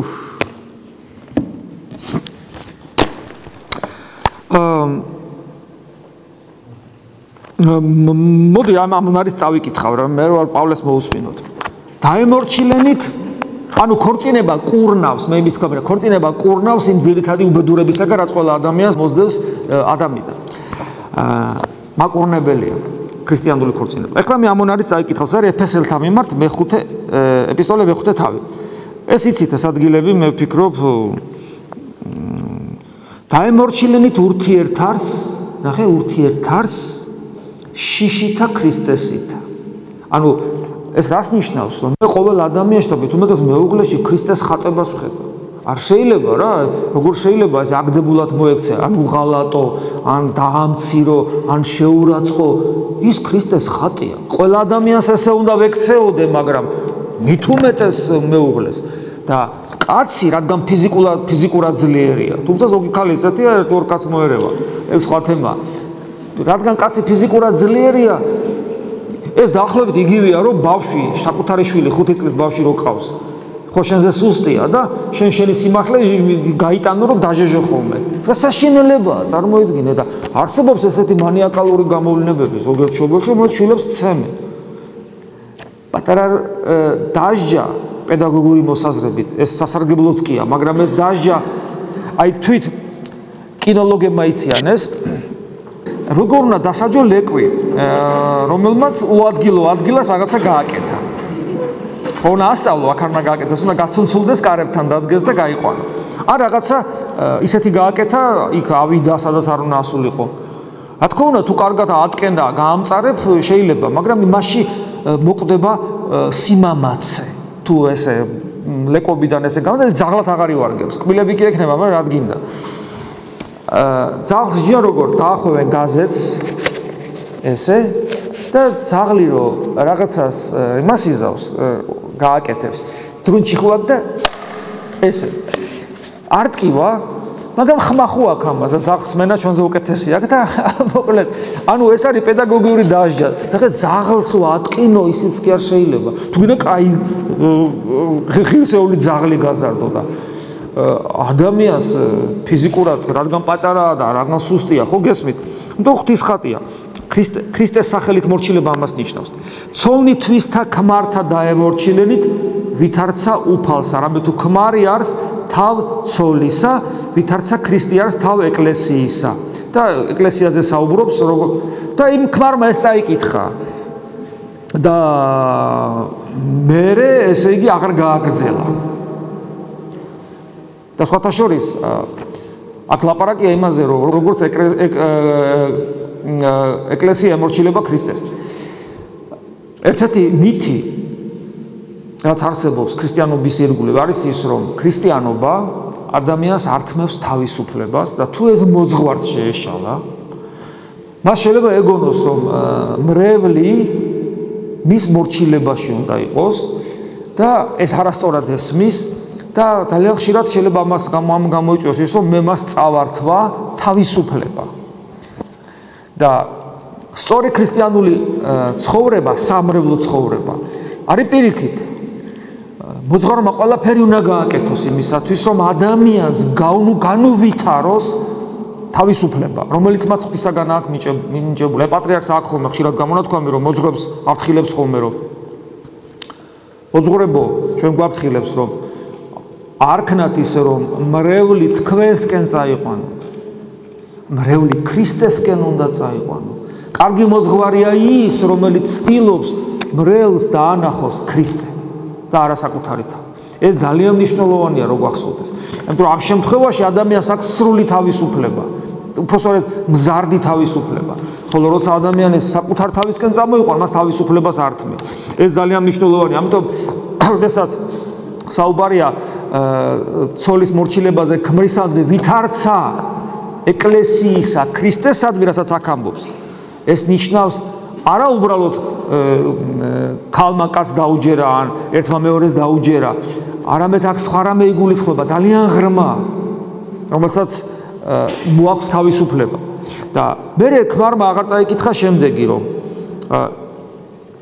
ქმართა გიყვარდეთ ცოლნი თვისი ვითარცა ქრისტემ შეიყვარა ეკლესიայի და თავი თვისი მისცა მისთვის ნახეთ და მე აგზელებს კიდე ეს ჯერ არის ქმართა ცოლთა თვისთა სიყვარული ვითარცა ხორცთა თვისთა რამე თუ რომელსა უყვარდეს ცოლითვისი თავითვისი უყვარს. ნახე როგორც ქრისტემ შეიყვარა, როგორ შეიყვარა ქრისტემ ეკლესია, თავი გაწირა. ქმარს ევალება რომ გაწიროს თავი ცოლისათვის და როგორც საკუთარი თავი ისე უყვარდეს. ანუ თავი ცოლის სიყვარული ნიშნავს საკუთარი თავის სიყვარულს. ამას არ კითხულობენ.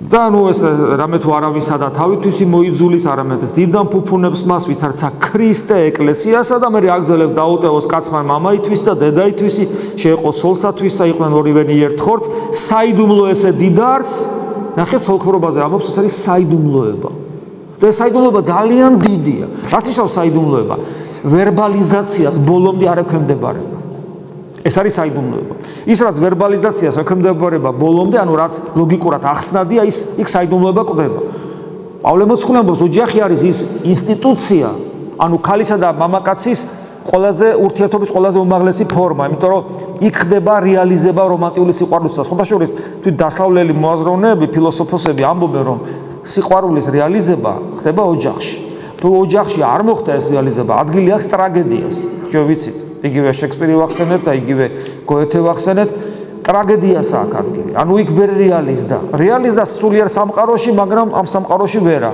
ყდებიან უბედურდებიან თავს იკლავენ და ასე შემდეგ ხოლო თუ ის რეალიზდება ოჯახში ამავე დროს ის ოჯახში გადის გამოცდას იმიტომ რომ ოჯახს უწევს ამ ყოფით ჯუნგლებში მსვლელობა თავისი განსასწრებით თავისი მიწიერი ურთიერთობებით 1000 უბედურებებით და იქ გამოცდას გადის და თუ ამ გამოცდას გაუძლო გადის წლები და ამიტომ ამბობს ტოლსტოი რომ 20 წლის ცოლქმარ თუ ცოლქმას ერთმანეთი უყვართ მათ 20 წლის მერე უფრო უნდა უყვარდეთ ერთმანეთი ვიდრე დასაწყისში ეს ძალიან მნიშვნელოვანია ანუ რეალიზდა ოჯახი გესმით და აი როდესაც ოჯახში რეალიზდება რომანტიული სიყვარული ყველაზე მეტად. ამიტომ არის რომ ქალისა და მამაკაცის ურთიერთობის უმაღლესი ფორმა არის სწორედ ოჯახი. მე ამას ემატება კიდე დედობა და მამობა, რაც შვილების შემდეგ ხდება და კიდე უფრო რაღაც სხვა დატვირთვას იძენს, ხო? და ამიტომ როცა საუბრობს პავლე მოციქული აი ამ ურთიერთობას, ყველაზე უმაღლეს ურთიერთობას უწოდებს საიდუმლოებას და საიდუმლოება კიდე ვიმეორებ, ეს არის იმიტომ რომ ეს არ ექვემდებარება ვერბალიზაციას, ან ლოგიკურ განსჯას და გარდა ამისა საიდუმლოება ეს იმიტომ რომ თითოეულ ესეთ რეალიზებულ ოჯახში რეალიზდება ადამიანსა და ევას სამოთხისეული ერთობა. თუ რა თქმა უნდა ეს ურთიერთობა ღმერთთან ერთობაში სამოთხისეული ერთობა. ამიტომ არის ეს ძალიან მნიშვნელოვანი.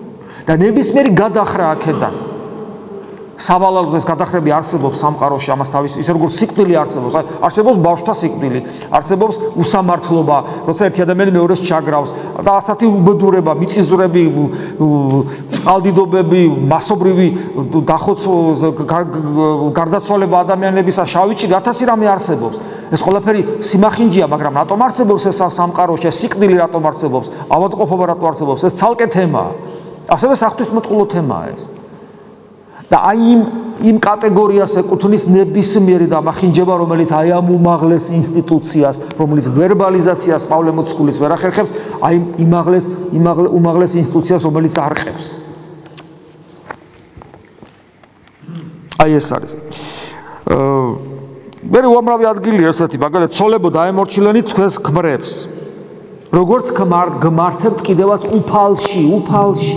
სადაც ღმერთია ეს დაახლოებით ეს არის მორჩილება როცა ადამიანი თავისუფლდება ბევრი უბედურებისაგან რომელიც თანდაყოლილი აქვს ადამიანს მე იქვე წერია ქმრებო იქვე ქმრებო გიყვარდეთ ცოლები და ნუ იქნებით მკაცრნი მათ მიმართ ქმარმა რო ცოლი გალახა მე მომიტრიალდნენ და რა არისო ეს მე მეუბნა ვიღაცო მკაცრი ნუ იქნებიო და რა მე რატომ მიყურებ უბედურება ზამენია. ნახეთ, არც კაცია ქალის გარეშე და არც ქალი კაცის გარეშე უფალში.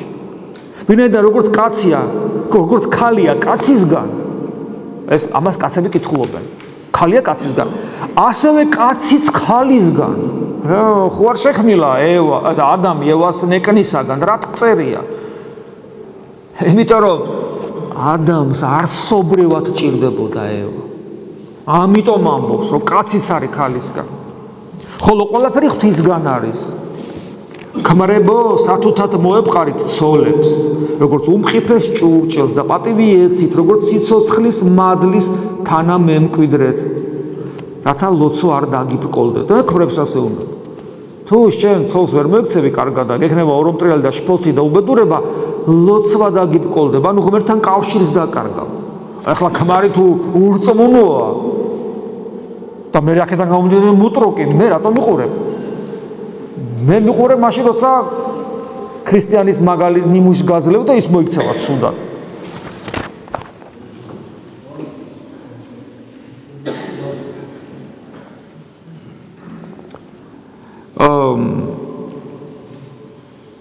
აი ნახეთ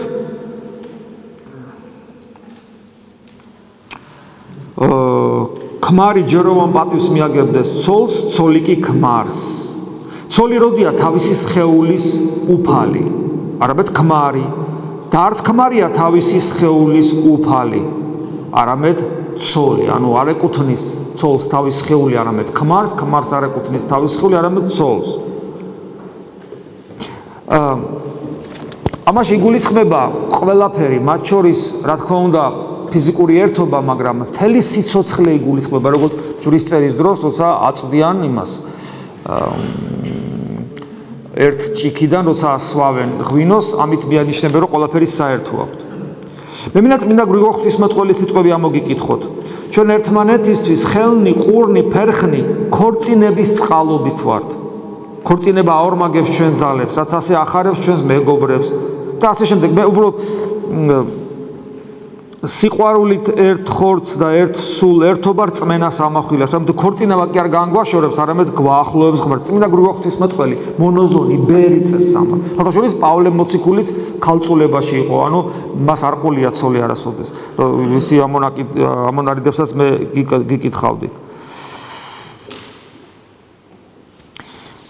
ამონარიდები ძალიან ბევრია და საინტერესო. უბრალოდ აი ერთი რამენა წაგიკითხოთ, აი ხსნის თვალსაზრისით. ანუ გადარჩენის თვალსაზრისით, ანუ სოტეოროლოგიური თვალსაზრისით, სქესებს შორის, აი კაცსა და ქალის ერთობა, თანაბრობა. აი ნახეთ ბასილი დიდი ისა პროკოფი გაზელი ამ ამონარიდს ხშირად ვახსენებ ხოლმე ამ ციტატას. არც ქმარი ცოლის გარეშე, არც ცოლი ქმრის გარეშე უფალში. მართალია სხეულით განსხვავდებიან, მაგრამ დედაკაცის უკვდავი და გონიერი სული არაფრით განსხვავდება მამაკაცის სულისაგან. და ბასილი დიდი დედაკაცს მამაკაცის თანასწორად აქვს ღირსება, ღვთის ხატად იყოს შექმნილი. ორივეს ბუნება თანაბარ ღირსებისა. და კიდევ ერთი არის ხოლმე ესეთი პრეტენზია ეკლესიისადმი, რომ რატომ არ აკავთ ქალი მღვდლები? მეთქი ვის ყავს? აი პროტესტანტებს და ჩვენ მეუბნებით, რომ პროტესტანტებს ქალი მღვდლები არ აკავთ. როგორ? ძალიან მარტივი მიზეზი, მათ მღვდლები საერთოდ არ აკავთ. ისინი რასაც პროტესტანტიზმი, ვისაც მღვდლებს უწოდებს და მღვდლობას, მათ ხუცესებს და ეპისკოპოსს სინამდვილეში ისინი მღვდლები არ არიან. ისინი არიან გარკვეული ქრისტიანული სამრევლოს თემის დაწინაურებული ადამიანი, რომელიც აირჩია თემა იმისათვის, რომ მან განუმარტოს წმინდა წერილი, მან რაღაცა მსახურება აღასრულოს. მაგრამ მღვდლობა როგორც საიდუმლოება, როგორც ასეთი, რომელსაც შეუძლია რეალურად ღვთის მადლის მოფენა და პურისა და ღვინის გარდასახვა ხორცსა და სისხლად, ესეთი რამ პროტესტანტიზმში არ არსებობს. პროტესტანტიზმში მღვდელი ეს არის სინამდვილეში ადამიანი, რომელიც ღვთის სიტყვას ასწავლის მრევლს და გარკვეულ გამოცდილებას უზიარებს. ესეთი ინსტიტუცია არსებობს მართლმადიდებლობაში. მართლმადიდებლობაში ქალები არიან ღვთის სიტყვის მასწავლებლებიც, პრინციპში მქადაგებლებიც, მოციქულებიც, ხოთაშორის წმინდანინო ქალია, არ დაგვავიწყდეს, მოციქულებიც, ანუ მოციქულებრივი მსახურებაც აქვს, მეცაც გეტყვით, მოძღვრებიც, იმიტომ რომ ყველა დედათა მონასტერში იღუმენია არის დედების მოძღვარი, მათგან ისმენს გულის სიტყვებს, ანუ იგივე აღსარებას. ანუ გესმით, ყველაფერს, რასაც პროტესტანტიზმი მღვდლობას უწოდებს ეკლესიაში, თავის ეკლესიაში, ის ყველაფერი მართლმადიდებლობას აქვს და ქალები ამ ყველაფერს აღასრულებენ. მისიონერობენ, კიდევ მეორე ასწავლიან და ასე შემდეგ. რაც შეეხება მართლმადიდებელი მღვდელი, უშუალოდ მღვდელი, არის ადამიანი, რომელიც ამ ყველაფრის მიღმა კიდევ ერთ რამეს აკეთებს. ეს არის ევქარისტია, ანუ საიდუმლო სერობა არ დასრულებულა მართლმადიდებელი სწავლები და პურისა და ღვინის გარდასახვა ყოველ წირვაზე ნიშნავს იმას, რომ ქრისტე კვლავ არის ჩვენთან, როგორც მან დაგვიბარა, მე მარადის თქვენთანა ვარ და პური და ღვინო გარდაისახება ხორცსა და სისხლად და მორწმუნეები ეზიარებიან ის როგორც მოციქულები ეზიარენ საიდუმლო სერობის დროს. ამ შემთხვევაში მღვდელი განასახიერებს ქრისტეს. და მღვდელი ამ შემთხვევაში აუცილებლად მამაკაცი უნდა იყოს, იმიტომ რომ ის ქრისტეს სიტყვებს ამბობს, ქრისტეს განასახიერებს, ქრისტეს ადგილს იკავებს, თითქოს ქრისტეს ხელები, ქრისტეს ხმა ხდება.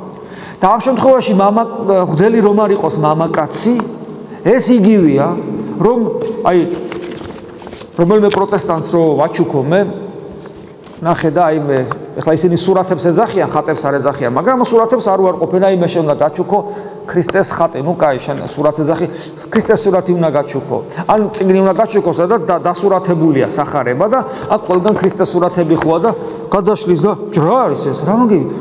შეესო, ყველგან ნაწნავებიანი ქალია და ეს რანერი ქრისტეა. რა მოხდა ვეთქვი მე? როგორ კაცო მეტყვის ღმერთმა მამაკაცის ბუნება მიიღო და რატომ არის ყველგან ქალად გამოსახული? არ მოგეწონა, ხო? რატომ? იმიტომ რომ ის საფრთხო განგებულება, რომელიც ისტორიაში განხორციელდა და დაარღვია. არ შეიძლება მღვდელი იყოს ქალი. ეს იგივეა, რომ ხატი, სადაც ქრისტეს ხატი იყოს, ქალი გამოსახული. ანუ ისტორიული რეალობა ირღვევა. ისე როგორც მაგალითად შეიძლება რომ მე შენ წმინდანოს ხატი უნდა გაჩუქო. ან ყოვლადწმინდა ღვთისმშობლის. თუმცა გაჩვენო კაცია გამოსახული. ხო, რა არის ეს? თუ დამცინი თუ რა? ისტორიული რეალობა არის დარღვეული. ხო ხვდები? აი ამ შემთხვევაში, ამიტომ აქ არანაირი დაჩაგორა არ ხდება. კიდევ ვიმეორებ მაშინ, როდესაც ქალები ყველაფერს მართლმადიდებლობაში აკეთებენ იმას, რასაც პროტესტანტებში ვხედავ, დანარჩენ ყველაფერს. ბატონო? ათონის თაზე? ეს არის უძველესი ტრადიცია, რომელიც ამასაც გარკვეული ისტორიული წანამძღვრები აქვს. ათონის თაზე რომ ქალი არ შედის, ეს არ ნიშნავს რომ მამათა მონასტერში ქალი არ შედის საერთოდ. ყველგან მამათა მონასტერში შეიძლება ადამიანი ქალი შევიდეს, მაგრამ ათონის თაზე ეს არის უძველესი ტრადიცია, რომელსაც თავისი ისტორიული მიზეზები აქვს. სასწაულს უკავშირდება ეს მიზეზები და ეს სასწაული იმდანად ძლიერად მოქმედებს დღესაც ათონზე მე ათონზე ბერჯოლა ვარ ნამყოფ ეს პირდაპირ ღვთისმშობელს უკავშირდება როდესაც მან დედოფალს აუგზალა ეს მოხდა ვადოპედის მონასტერში როცა მან დედოფალს პირდაპირ აუგზალა იქ შესვლა და თქვა რომ ერთ-ერთი ქალი რომელიც მუდამ აქ იმყოფება ეს ვარ მე და ეს სასწაული რომელიც ხატიდან მოხდა და იმ დღიდან ნელ-ნელა ჯერ ვადოპედის მონასტერში განხორციელდა მე ყველგან იმ დღიდან ეს ისტორიული რეალობა არსებობს ეგ შეიძლება თქვა როგორ არის ყველა ოჯახს თავის ტრადიცია რო ქონდეს ეს არის იმ ოჯახის ტრადიცია მაგრამ აქ არ არის დაკნინება მე თქვენ რო იცოდეთ როგორ მისიონერობენ ათონელი მბერები თელ სამყაროში და რამდენი მაგალითად სანამ იოსებ ისიხასტი გარდაიცვლებოდა რომელმაც საფუძველი ჩაუყარა ამერიკაში მართლმადიდებლობის აღორძინებას იმიტომ რომ მისმა სულიერმა შვილმა 20 უდიდესი მონასტერი გადაიტანა აი ათონის თაზე რაც მონასტრებია აი ესეთი უზარმაზარი გრანდიოზული აი მეგა მონასტრები გადაიტანა ამერიკის მთელ კონტინენტზე სადაც ის ათონური სულია იქ ყველგან შედიან ქალები მამათა მონასტრებია ყველგან შედიან ქალები და იქვე მე სახლდებიან და საოცარი ეს რო ნახოთ ინტერნეტში მაგალითად არიზონას შტატში არის ცენტრი მაგ მონასტრებისა რომ აკრიფოთ ეფრემ არიზონელი ან იგივე ეფრემ ფილოთეველი თქვენ ნახავთ საოცრებას იქ მაგრამ სანამ იოსებ ისიხასტი გარდაიცვლებოდა ამერიკაში უკვე ეს ამერიკას გულისხმობ თორე საბერძნეთში რამდენი და ევროპაში ამერიკა იმიტომ რომ შორს არის და იქ რთულია უამრავი დედათა მონასტრები გაიხსნა რომელსაც ყველგან იოსებ ისიხასტი ხელმძღვანელობდა და დღესაც მაგალითად ეფრემ ვადოპეტელი იგი ვადოპეტის მონასტრის წინამძღვარი უდიდესი მისიონერი თანამედროვე სამყაროსი მას უამრავი სულიერი შვილი ყავს ქალთა სქესისა მათ შორის ერის ადამიანებიც და მონოზვნების და მონასტრებს და ასე შემდეგ და ანუ ეს ტრადიცია იქ ოჯახური ტრადიცია, შიგა ათონური, არ ნიშნავს, რომ მათ რაღაცა განსაკუთრებული ის აქვს. ჯერ ყოვლადწმიდა ღვთისმშობელს რომ პატივს მიაგებენ ათონზე, ესეთი რამე არცად არ ხდება. ეს არის საოცარი, აი იქ რო ჩახვალ, გძნობ, რომ ეს ყველაფერი იმდანად ხელმოსაკიდე და ცოცხალია. და მერე მათი ზრუნვა სამყაროზე ამკუთხი და უამრავი დედათა მონასტრები და უამრავი ერის ადამიანები, ქალები და ოჯახები, რომლებსაც ისინი სულიერ დახმარებას უწევენ. და კონკრეტულად ეს არის მათი ტრადიცია, რომელსაც ვერავინ ვერ გაბედავს, ღვთისმშობლის დადგენილია ეს ტრადიცია და როგორ უნდა შეცვალო. ძალიან რთულია, ვინ გაბედავს ამას. ეს თქვენ ვერ წარმოიდგენთ, ეს არის იმდენად ცოცხალი ეს ყველაფერი, როგორი აბსურდი, იცი რომ აი იქ რომ ესე იგი ეს ტრადიცია შეიცვალოს. კიდევ ღვთისმშობლის დადგენილი ტრადიციაა. და დამთავრდა. ისე როგორც მაგალითად ძალიან ბევრი საკურთხეველში მაგალითად ქალები არ შედიან. ტრადიცია, ვერაფრით ვერ შევცვლით ამას, ვერაფრით ვერ უარყოფთ ამას. იმიტომ რომ ეს ტრადიცია მოდის პირველი საუკუნეებიდან. მაგრამ ეს არ ნიშნავს კიდევ რომ ქალი დაკნინებულია, მე გეუბნებით, ეს ეკლესიის ისტორია ვიცით რამდენი მაგალითი ის რომ თვით ეპისკოპოსების რჩევას რო იღებენ. არა უბრალოდ წარჩინებული მონოზნებისაგან, არამედ ერის ადამიანები, ქალებისაგან, რომელსაც სულიერ დიდ სიმაღლეს მიაღწიეს. ანუ პიროვნული სიწმინდე იერარქიისგან დამოუკიდებლად არსებობს. და აქ არანაირი მნიშვნელობა არ აქვს, კაცია, ქალია თუ ასე შემდეგ. აი მე ეს ამაქვს პასუხი. ვერანაირმა ბოროტმა სურვილმა ქალი უხეშ კაცად გადაექციათ. წაერთმიათ მისთვის ზღაპარი დედობის. ღირსება ერთგული ცოლობის, სიფაქიზე და სინატიფე, უხეში მამაკაცური ძალის მომთვინიერებლის. წაერთმიათ ნიჭი ყოფილიყო ყდემა მორეული ათინათის სამყაროში, სიყვარულის ნათლის აღმოცისკრების. დიახ, ვერანაირმა ბოროტმა ძალამ შედეგს ვერ მიაღწია. მადლობა ღმერთს ამისათვის. და მადლობა ღმერთს, რომ ქალი კვლავ დარჩა, ქალს კვლავ დარჩა იგივე საქართველოში, სურვილი კვლავ ქალად ნაზდა არსება დარჩეს და მამაკაცის სახით ძლიერი საყრდენი მოიძიოს. რაც თავის მხრივ მამაკაც აიძულებს საკუთარ თავში რაინდული სულის აღორძინების. დავასრულე. ეგება მოდი ახლა ესე გავაკეთოთ, მე სამწუხაროდ ისე მოხდა რომ ეხლა არის 20 წუთი. 5 წუთი გვაგდრო, 3 კითხვაზე უპასუხოთ. იმიტომ რომ შემდგომას ვითხოვ მე უნდა გავიქცე. მოდი, რადგან მამაკაცების და ქალების თანასწორუფლებიანობაზეა საუბარი, ქალებს ვიცეთ უპირატესობა და ქალების კითხვებს უპასუხოთ. მე რა თქვა, რა ვიცი. მე მამაკაცები ვერ იყვიან დაგჩაგრესო, მამაკაცი ვერ იყოს ქალმა დამჩაგრაო, შერცხვება. ქალები ამბობენ, აბა კითხები თუ გაქვს ქალებს. აი ყოველ დავიჯეროს ამ მომწურავად გავეცი პასუხი. ხო, კიდევ ერთი შეიძლება აი როცა ადამიანი ორჯახს ვერ ქმნის, გინა კაცი, გინა ქალი, მაშინ რა ვქნათ? საქმეც იმაშია, რომ ეცეღა რო თქვი, ეს აუცილებლად უნდა ითქვას, რომ ადამიანი ოჯახთან ერთად იმიტომ იქმნება, ანუ როგორც ოჯახური უჯრედი იმიტომ იქნება და არა მონო არსებად, რომ ადამიანი თავის თავში ხელთუქმნელი სიცოცხლის, ანუ ღმერთის ათინათია სამყაროში. და ადამიანის დანიშნულება არის ის, რომ გახდეს ღმერთი, მაგრამ შეუძლებელია ეს თუ ღმერთი, რადგან ცოცხალი არსება პიროვნულად არ შეიყვარა. ამიტომ ადამიანური არსების მიზანი არის სიყვარული ღმერთისა. და ოღონდ ეს სიყვარული ისწავლება ადამიანებთან ურთიერთობაში. გესმით? აი ეს არის და როცა ადამიანი ისე იცხოვრებს, რომ მისი სიყვარული ვერ რეალიზდება, მაგრამ თუ ადამიანს ამოდის აქ ძლიერი ნიჭი სიყვარულისა. მან ვერტერივით, გოეთეს ვერტერივით თავი კი არ უნდა მოიკლას. არამედ მან ეს ადვილია, როცა სხვის ბრძოლაში ყველა ბრძენიაო, მაგრამ ამბობთ ეს როგორც არის და ვინ როგორ შეძლებს ეგ სხვა თემაა. მან ეს სიყვარული უნდა წარმართოს ღვთის მიმართ. საბოლოო ჯამში ცოლ-ქმარს ერთმანეთი უყვარს, ისინი სწავლობენ ქრისტეს სიყვარულს და პარადისობაში ერთად იქნებიან უფალთან ერთად და უფალთან. ამიტომ არარეალიზებული სიყვარული თუ ვინმეს ექნება ცხოვრებაში, ეს ნიშნავს, რომ ამ მთელი არსებით ქრისტე შეიყვაროს. მე გეტყვით, რომ ძალიან ხშირად შემთხვევით არ არის ქებათა ქებაში ღმერთი ადამიანის სიყვარული ღმერთისადმი, რომ მოცემულია ამ ცოლქმრული სიყვარულის ანალოგიით. შემთხვევითი არ არის. იმიტომ რომ რომ წაიკითხოთ პოეზიის უმაღლესი შედევრები, სადაც სიყვარულს უმღერიან, ეს ერთ-ერთზე შეიძლება გადაიტანო ადამიანის სიყვარული ღვთისადმი. მეცაც გეტყვით, ბერძნულ ენაში ღმერთისადმი სიყვარულის ბერძნულში სხვადასხვა სიტყვებია სიყვარულის გამომხატველი. მაგრამ ყველაზე უმაღლესი სიტყვა და ქართულშიც მე ეს გადმოდის. ქართულში გადმოდის. ეს არის ტრფიალება. ტრფიალება ქართულ პოეზიაში რო ნახო კაცსა და ქალის ამ პირიქით რაღაც ეს თითქოს ვნებიან სიყვარული და წმინდა მამები როცა წერენ ღმერთისადმი სიყვარულზე როცა საუბრობენ წერენ ღმერთისადმი ტრფიალებას. ანუ გულანთებულობას.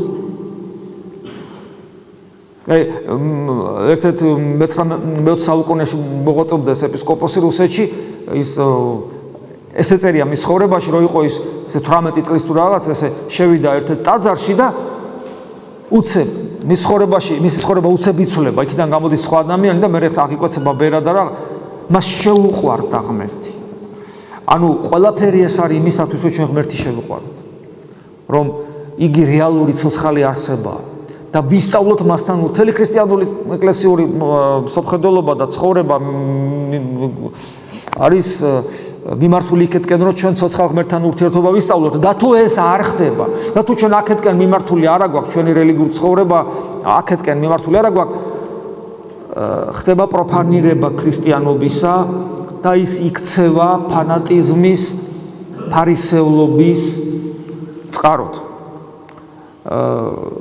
და რა თქმა უნდა ამ შემთხვევაში პასუხისმგებლობა პირველ რიგში სასულიერო პირებზეა.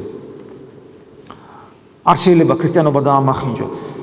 ადამიანი ეკლესიაში რომ მოდის, მან უნდა იცოდეს, რომ ცოცხალი ქრისტე, ღმერთი, მასთან ურთიერთობა შესაძლებელია და მას ეს უნდა ვასწავლოთ. ხო, აი ეს არის. კითხვები არ დაგებადათ თავში. კარგით. კი, მხოლოდ სამი კითხვა და იმიტომ რომ მე როგორ გავდივარ. აბა მკითხე.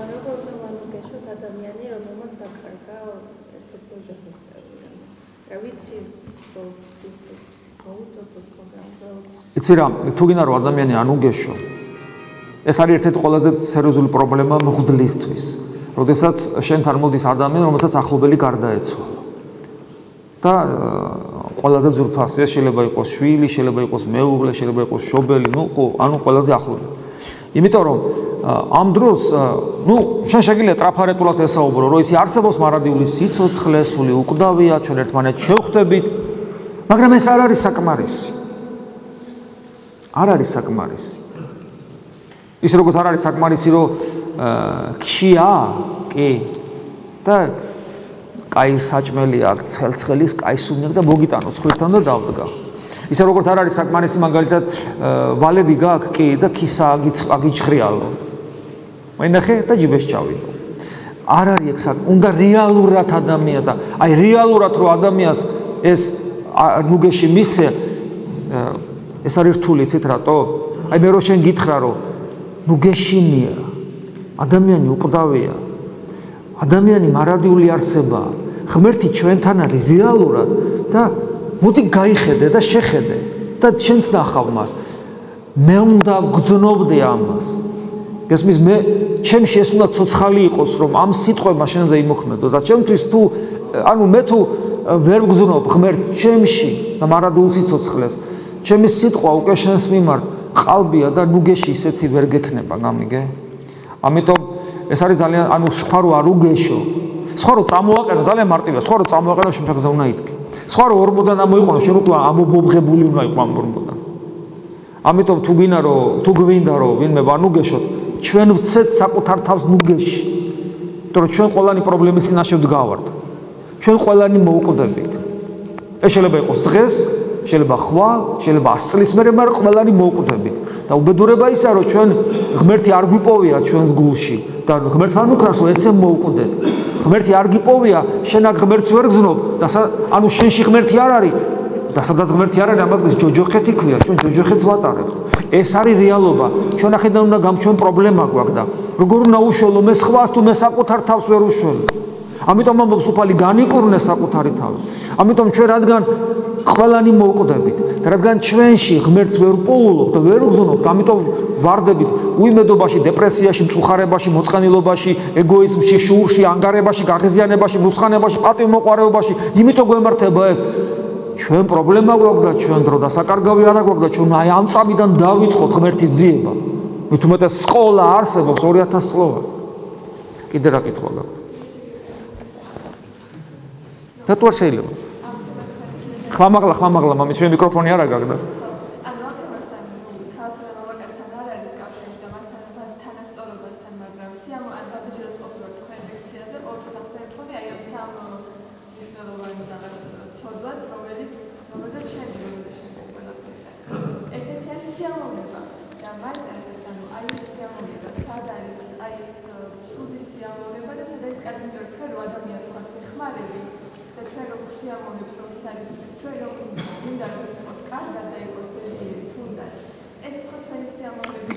კი, რა თქმა უნდა, ეს არის უანგარობის სიამოვნება. აი, მაგალითად დედა რო შვილს ჩაიკრავს, ან ღამეს რო უთევს და ძუძუს აჭმევს, ამბობს დედა იფიტება, იღლება, მაგრამ სიამოვნებს. აქ ლაპარაკი არ არის უანგაროს სასופველში ყოფნაც სიამოვნება. აი, მაგალითად გმირი რო კვდება ომში, ხო? სიამოვნება ეს. მოწამეს რო აწამებენ, სიამოვნება. გესმით, არსებობს თავგანწირვის, სათნოების სიამოვნება. აქ ლაპარაკი მაქვს სიამოვნებაზე, რომელიც ჩემს ინდივიდუალობას, ანუ ეგოიზმს და ხორციელს ანუ ხორციელს სიამოვნებაზე და სულიერდეც, როცა აი მაგალითად შური ვიძიე, პატივმოყვარეობა დავიკმაყოფილე, სხვას სამაგერო გადაუხადე და ეს სიამოვნებას. ანუ მახინჯი სულიერი და მახინჯი ხორციელი სიამოვნება, რომელიც სხვის უბედურებაზე აგებული და პლუს საკუთარ თავში ეგოიზმს კიდევ უფრო აძლიერებს. ამაზეა საუბარი. და ხათ მეორე სხვა არსებობს ბუნებრივი სიამოვნება, რომელიც თავისთავად ცოდვაა, მაგალითად როცა ადამიანი ჭამს, როცა ადამიანს ძინავს. იგივე ცოლქმრული ერთობა, ნებისმიერი ფიზიოლოგია წყურია და წყალს სვავ. ეს ყველაფერი ფიზიოლოგია ესია მოწყობილი, რომ სიამოვნების გარეშე ეს არ მუშაობს. ადამიანს თუ მადა არ აქვს, ის ალბათ არის. მადა რას ნიშნავს? მადა ნიშნავს, რომ სიამოვნებს ადამიანს რო ჭამს. ის ცოდვა არ არის, მაგრამ ცოდვათ ის იქცევა, როცა ცხოვრების მიზნად იქცევა. აი, ჩემი ცხოვრების მიზანია, რომ რაც შეიძლება გემრიელად ჭამო ყოველ დღე. მაგალითად, ღორის ჭამს და ადამიანიც ჭამს. ორივე სიამოვნებს. მაგრამ თუ ადამიანმა ღორივი ჭამა, მაგრამ ნახე ადამიანი როგორ აკეთილშობილებს სუფრაზე, სუფრა შეიძლება აკადემიად გადააქციოს, სუფრა შეიძლება მეგობრულ ურთიერთობის საფუძვლად და წყაროდ გადააქციო. გესმის? მე იგი გჭამთ, ღვინოსას დავლებ, ღვინო ახარებს გულსაკაცსასა, პური ადამიანის გულს განამტკიცებს. ეს ყველაფერი სიამოვნებას უკავშირდება, მაგრამ არ არის მიზანი, არამედ ის არის საშუალება რაღაცა დიდისათვის. აი ასე. თუ გასაგებად თქვი, რა ვიცი. მესამეა და მორჩა სამწუხაროდ. ადამიანი ხჩემეცნების უნარით, ხო?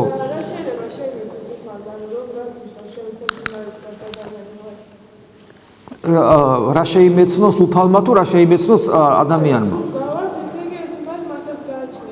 რა თქმა უნდა, შემეცნების და რა გასაგებია. გასაგებია. ამ შემთხვევაში ადამიანის შემეცნებას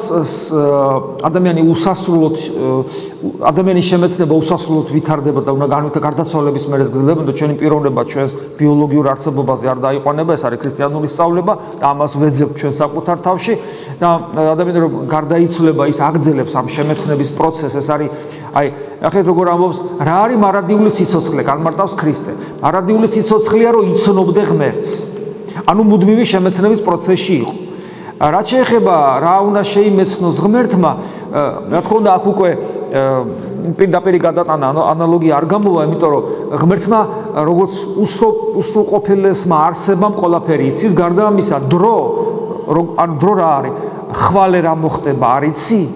მაგრამ ხვალე ღმერთთან არ არის, თვითონ დრო მატერიალურ სამყაროსთან ერთად შეიქმნა და ღმერთი არის შემოქმედი დროისას. ამიტომ ღმერთმა არ შეიძლება რამე არ იცოდეს. თვითონ ეს სიტყვა იცის, არ იცის აბსურდია ღმერთთან, იმიტომ ხვალე ღმერთთან არ არსებობს. ანუ ღმერთი ამ ყველაფრის მიღმა. ამიტომ ღმერთმა რაღაც დამატებით შეიმეცნოს. ეს არასწორია, მაგრამ აქ არის ერთი ნიუანსი. ოღონ ეს საღვთისმეტყველო თვალსაზრისით არაკორექტულად ვიტყვი მე ახლა, მაგრამ ადამიანური ენა კიდევ უძლურია, კიდევ ვიმეორებ. აი, ერთი რამ არის ადამიანში, რომელიც ისევ ვერბალიზაციას, ანუ ლოგიკურ ჩამოყალიბებას არ ექვემდებარება. ეს არის ადამიანის თავისუფლება.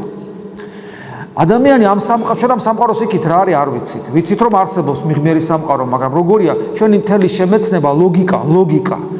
იმიტომ რომ ამ სამყაროშია ჩაკერული. ამავე დროს იმიტომ არ შეიძლება ლოგიკით ღმერთის შემეცნება, რომ ღმერთი ამ სამყაროს მიღმიერია. მაგრამ მთელი ეს სამყარო ჩვენ ესე გვასწავლის, რომ ადამიანი არის თავისუფალი და თავის არჩევანში. თავისუფალი იმაში არ არის, მაგალითად მე ხა გავფრინდე, ნუ რას მოკაცრავად, არ გამოვა ეს. მაგრამ ის რომ მე სიკეთესა და ბოროტებას შორის არჩევანი გავაკეთო, ამაში აბსოლუტურად თავისუფალი ვარ. ეს თავისუფლება იმდენად დიადი რამეა, რომ იმას ღმერთიც არ ეხება. აი აქ არის ის უცნაური რამ, რაც არ ექვემდებარება ვერბალიზაციას თქვი, ამავე დროს არაკორექტულია საღვთისმეტყველო თვალსაზრისით, მაგრამ ეხლა უნდა ვთქვა, ადამიანის თავისუფლება. აქედან გამომდინარე, თავად ადამიანი არის არსება, ქვა, რომელიც შექმნა ღმერთმა და თვითონ ვერ აწია. აი ხო ათეისტები რომ ამბობენ, ღმერთი ყოვლის შემძლეა, ხო, ეუბნებოდა და ათეისტებს უნდათ გამოჭერა მორწმუნის. აბა თუ შექმნის ისეთ ქვას, რომელსაც თვითონ ვერ აწევს. აპასუხი უნდა გაქცე. თუ გეტყვი რომ შექმნის ესეთ ქვას, რომელსაც ვერ აწევს, ესე იგი ღმერთი ყოვლის შემძლე არ ყოფილა. თუ ეტყვი რომ ესეთ ქვას ვერ შექმნის, ვერ შექმნის, ღმერთი ყოვლის შემძლე ვერ ყოფილა. აპასუხი უნდა გაქცე. მაგრამ საოცრებაა ისე რომ ეს პასუხი ესეთია რომ ადამიანია ეს ქვა. ადამიანის თავისუფლებით ღმერთმა საკუთარი თავი შეზღუდა. კიდევ ვიმეორებ, საღვთისმეტყველო თვალსაზრისით ეს არაკორექტულია. ანუ გესმით, ვერ ანტინომია. რა არის ანტინომია? ორი, აი, აქ რო ჩავასხა ზეთი მოექცევაზე, როგორც არ უნდა ვაჭანჭყარო, არაფერი არ უშველის. ეს არის ანტინომიური წყვილი, ზეთი და წყალი ვერ შეერევა ერთმანეთს. აი, ღმერთი როგორც ყოვლის შემძლე და ყოვლის მცოდნე არსება და ადამიანი როგორც თავისუფალი ერთად, ეს არის ანტინომია. ამაზე მეც ვერაფერს ვერ გეტყვი. ნუ სუროჟელი ამბობს, რომ ღმერთსო, რისი წამსო ღმერთსო ვიღაცამ მკითხა და ღმერთსო წამს ადამიანისო. აი შენ რომ შეგქმნა წამს რომ არ უღალატებ სიცოცხლეს, მარადისობას, ღმერთს და შენ თავს არ უღალატებ და გარდაიცვლები 64-ის მდგომარეობით და მარადისობაში შეხვალ უფალთან. წამს თორე რატო შეგქმნი და ჯუჯუხეთისათვის არც ერთ ადამიანს არ შეგქმნი. უკაცრავად მე უნდა წავიდე.